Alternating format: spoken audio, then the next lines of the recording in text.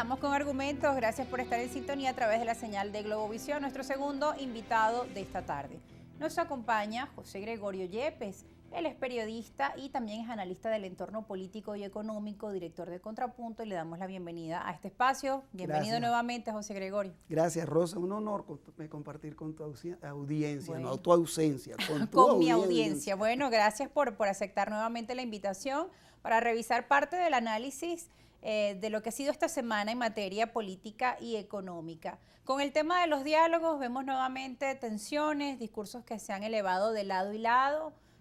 Jorge Rodríguez dando unas declaraciones que no iba a conversar con este sector de la oposición que representa la plataforma unitaria, declaraciones también de Diosdado Cabello. Estados Unidos, por otra parte, ha dicho que desmienten cualquier tipo de canje por Alex Saab, según una información publicada por la agencia de noticias Reuters. Bueno, y con eso cerramos parte de la semana. Había muchas expectativas por parte de la población respecto al tema de los diálogos y las negociaciones por un acuerdo humanitario, por montos que pudieran descongelarse y ayudar a la grave crisis política, sobre todo para aquellas personas más necesitadas, para los adultos mayores, el tema de los hospitales, entre otros. ¿Qué ocurre con estos elementos, José Gregorio, desde tu visión?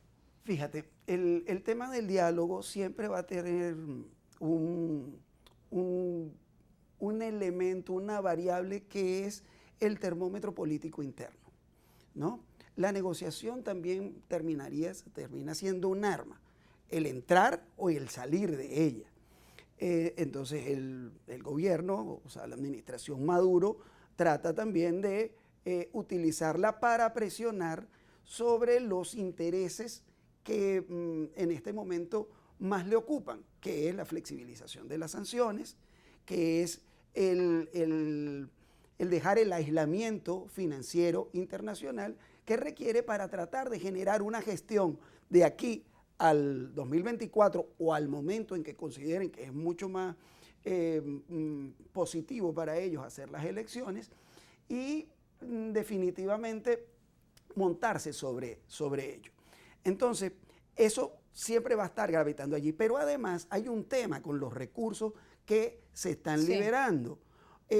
Allí hay una serie de complicaciones, digamos, legales, porque los recursos que se están liberando, sobre ellos también algunos podrían actuar los acreedores de Venezuela, que entró también en default durante todos estos años.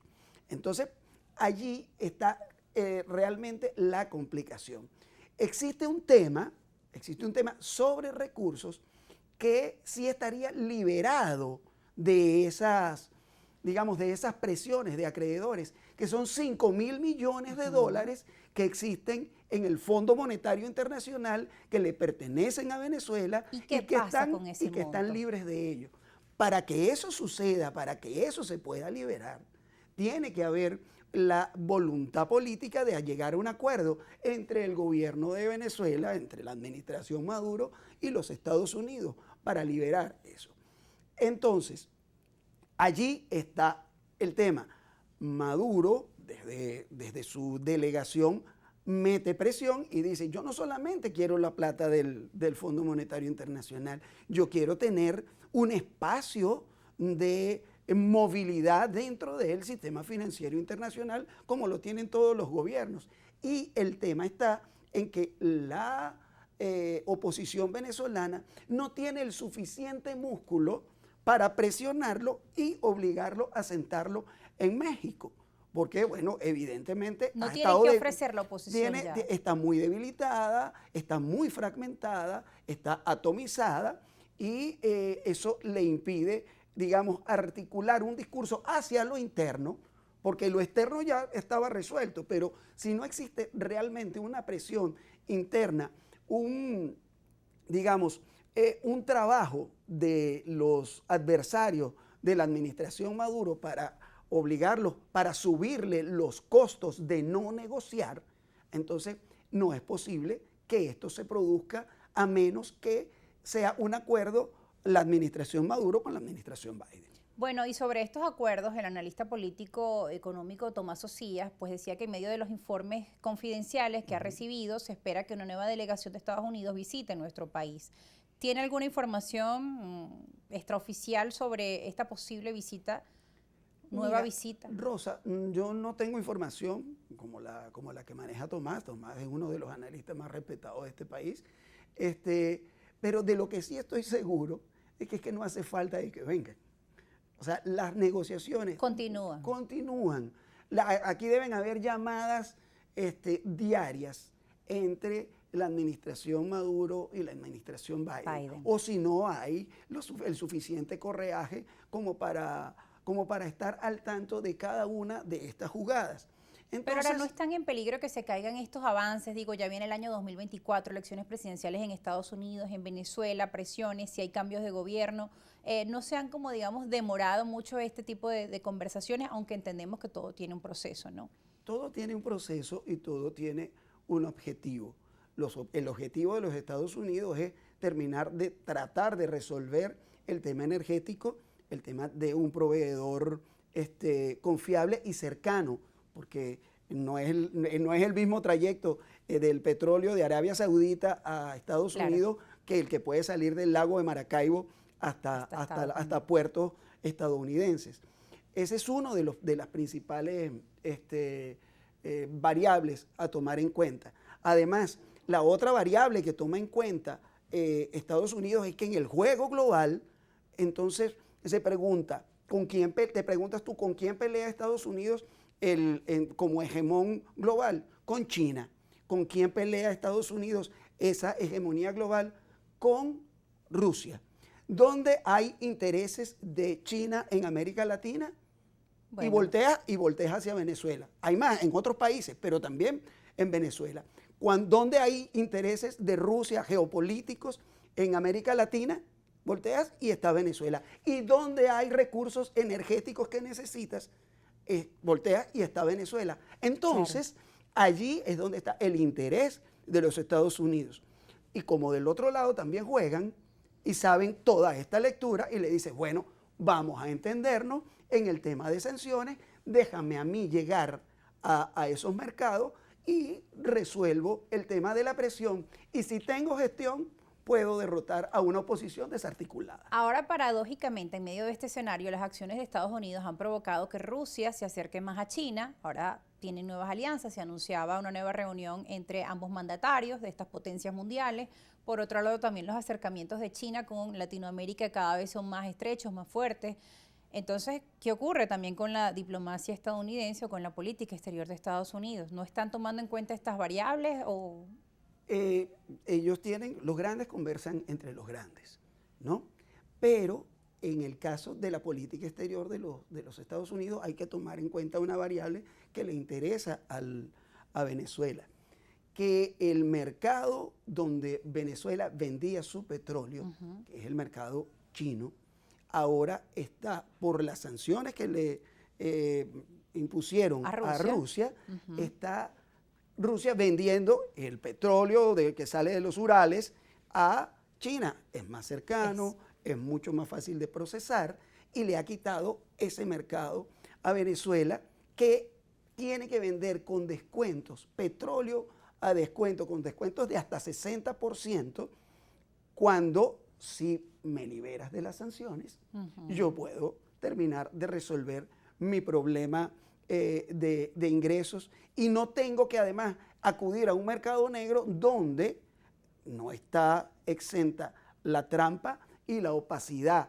Entonces los recursos no llegan completos y el gobierno necesita recursos para afrontar un tema tan grave como el de los trabajadores del sector público, como un salario mínimo que ha perdido el 83% en un año y que, bueno, está allí y que desafortunadamente no hay un adversario político que le meta la suficiente presión para verse obligado a actuar. Ahora, esto ocurre con el salario del venezolano, se viene depreciando. Sin embargo, los servicios públicos entonces vienen además en aumento. La CanTV, la luz, el aseo, los servicios de telefonía móvil. Estamos en un año preelectoral, el año que viene hay una presidencial y todas estas políticas económicas, bueno, no le conviene al presidente Nicolás Maduro ir a un proceso electoral presidencial con unos indicadores económicos que vayan en descenso. ¿Qué debería hacer el gobierno nacional?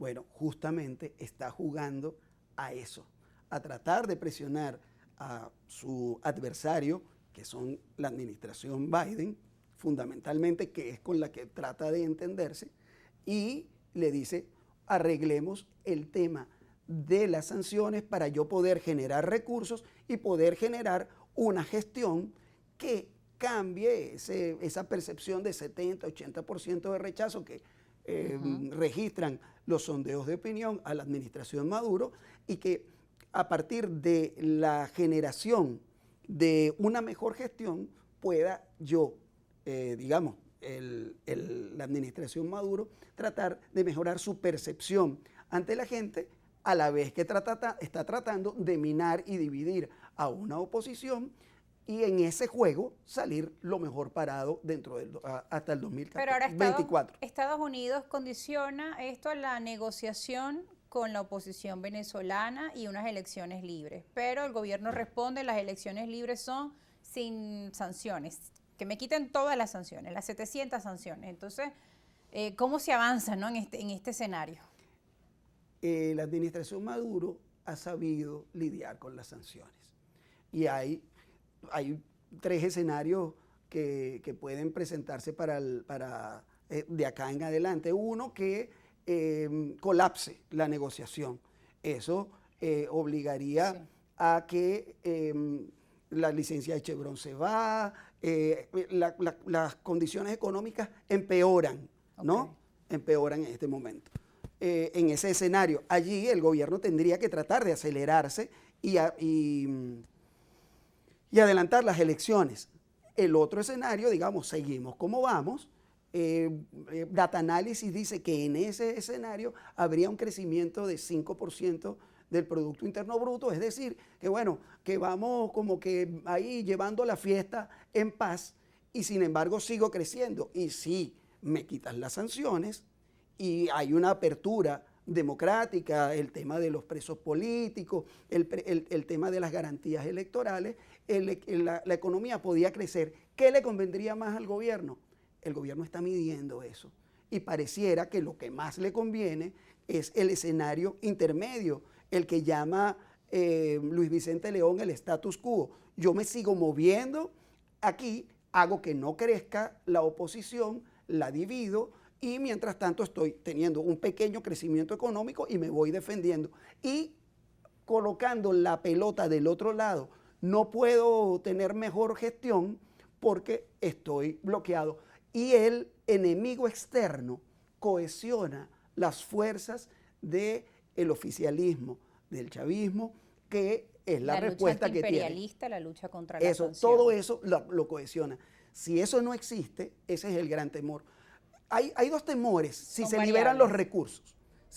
La oposición tiene un gran temor de que si le liberan los recursos al gobierno, el gobierno tendría mejores condiciones para hacer una gestión y, bueno, se olvida todo el desastre económico que ha pasado, ¿no? Sí. Y el gobierno tiene el temor de que si me liberas las sanciones, se acaba la cohesión interna que me genera el enemigo externo. Claro, con que pues, mientras tanto, nosotros, la población, estamos pagando aquí pagando las consecuencias de los temores de la clase política venezolana, que sigue de espalda a las necesidades que tiene el pueblo venezolano. Y que decía en estos días el sociólogo Claudio Fermín en un artículo en El Universal que era el momento de que tanto el gobierno como la oposición pues hicieran una autocrítica muy seria y de verdad se dirigieran justamente al país, ¿no? A dar respuestas a estos problemas que hoy tiene la población venezolana. Y de eso vamos a seguir conversando al regreso de la pausa. La situación económica en nuestro país, el costo de la canasta básica que sigue en aumento.